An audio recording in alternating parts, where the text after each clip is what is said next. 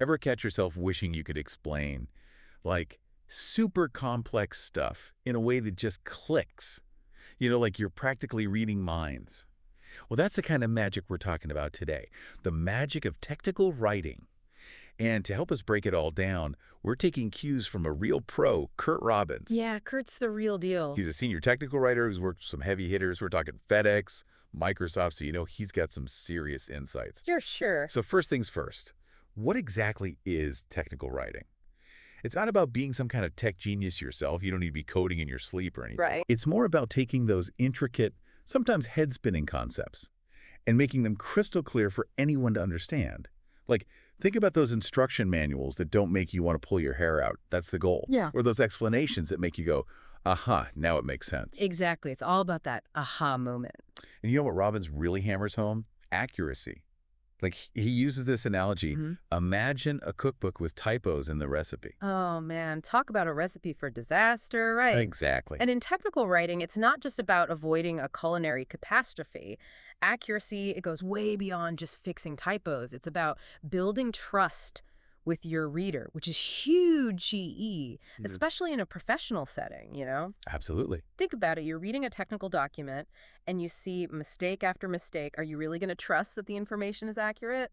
Probably not. Not at all. But when every detail is on point, it shows you're meticulous, you care about getting it right, and that builds serious credibility. People see you as a reliable source of information. It's like you're putting your best foot forward, showing you care about the little things. Exactly. And speaking of little things, Robbins lays out some other key qualities of truly effective technical writing: clarity, completeness, conciseness. Right, because nobody wants to read a novel when they just need a quick answer. Exactly. And then, of course, there's that all-important structure and flow. He makes this great point about how novels, they can be super descriptive, meandering through different storylines and all that. But technical writing, totally different beast. Totally. It's all about getting straight to the point, giving the reader exactly what they need as efficiently as possible. It's a lot like giving a presentation. Okay, yeah. A well-organized presentation where you clearly move from point A to point B that's going to keep your audience engaged and help them actually absorb the information. Makes sense. Technical writing's the same way. You're essentially holding the reader's hand, guiding them through the information in a way that makes sense step by step. And that's where structure and flow come in. Okay, but get this. The types of things that are considered technical writing, it's kind of wild. Oh, yeah. Robbins throws out some examples that'll really make you go, huh, who knew? Like what? We're talking like installation guides, Okay. software documentation, SOPs. Right. Those standard operating procedures. Keep the businesses running smoothly. Exactly. Even training courses and style guides. Yeah, it's true. You might not think about like instructions for how to put together, your IKEA furniture as technical writing, but it totally is. It totally is. And then on the other end of the spectrum, you've got like incredibly complex software documentation. Oh, yeah. It runs the gamut. It really does. And here's what I thought was super interesting. Even something as like seemingly straightforward as an installation guide can have completely different versions. Right. Depending on who's reading it. Of course, yeah. So you might have one version that's for like a seasoned technician. Right. That's full of all the industry jargon, and another version that's for like the average consumer. Sure. That uses everyday language. Exactly. It all boils down to knowing your audience. Right. And tailoring your writing accordingly. Absolutely. And speaking of tailoring things to your audience, what about those SOPs we were talking about? Yeah. A lot of people, they see them as just another bureaucratic hoop to jump through. Right.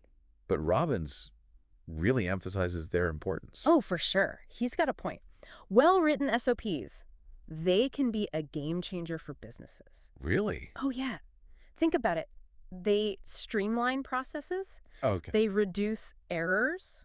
Right. And all of that can lead to a healthier bottom line. That's huge. It's not just about like following the rules for the sake of following the rules, right? It's about clarity. Right. It's about efficiency. When everyone's on the same page, when everyone understands the procedures, things run smoother, and ultimately that benefits everyone. So it's like those SOPs are like the invisible glue. Kind of, yeah. That holds everything together? Yeah. So we've talked about what technical writing is. Right. Why it's important. Yeah. This crazy variety of forms it can take. Yeah, it's all over the place. But what about the how? What does it actually take to be a technical writer? Well, Robbins lays out, like, a clear list of essential skills.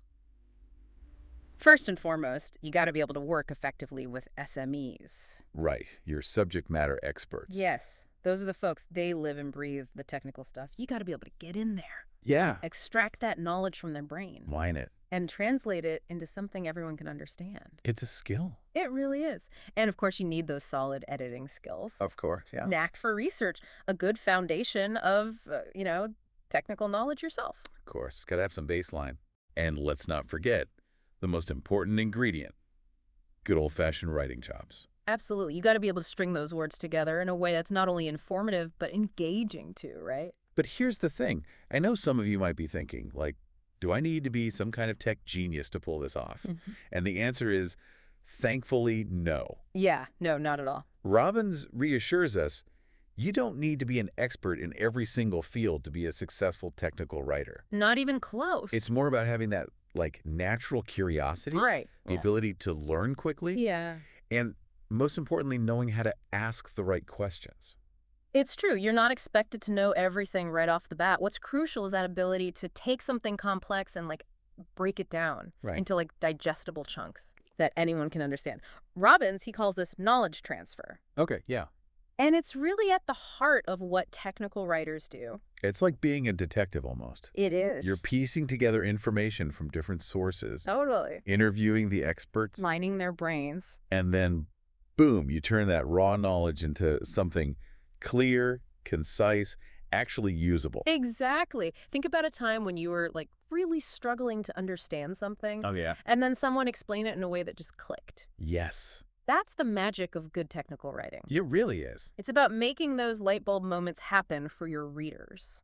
And the best part is all these technical writing skills, they're like muscles.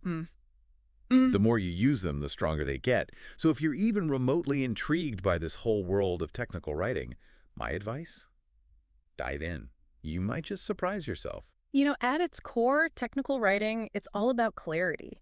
It's about taking complex information, making it clear, Yeah. transforming all that data and jargon into something that everyone can understand and actually use. Right. And in a world that's just overflowing with information these days. Oh my gosh. That's a skill that'll never go out of style. So true.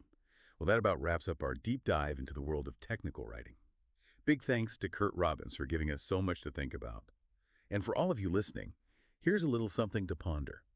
When was the last time a really well-written technical document saved your day?